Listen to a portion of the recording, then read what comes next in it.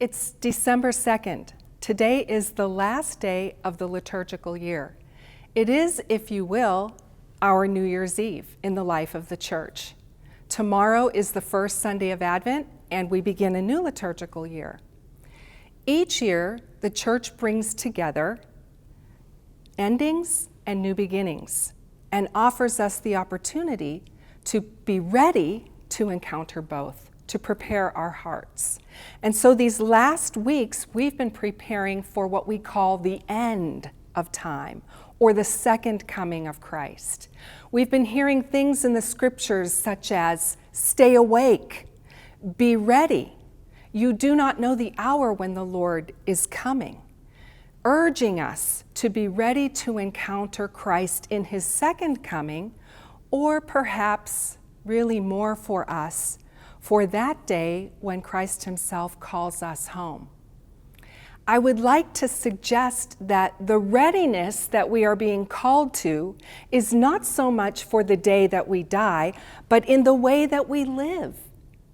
Our dying is defined by our living, and so we have this great opportunity in the church year to consider the ways in which we are encountering the presence of Christ in every moment of our life.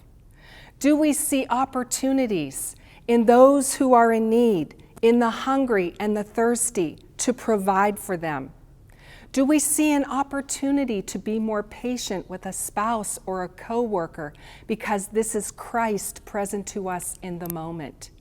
Are we open to the stranger among us, to one who might be darker or lighter, whose language may betray another homeland, and to welcome that person into our life?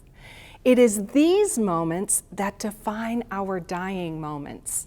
And so the church is asking us to think about this at the end of the liturgical year. You know, each year on December 31st, many of us make a resolution, a New Year's resolution. We are going to walk more or eat less or quit smoking or take up exercise. On the precipice of this new liturgical year, we have an opportunity to enter into the moments with Christ and to embrace his presence in our midst, to embrace the boundless mercy and love and compassion that our God has to offer us.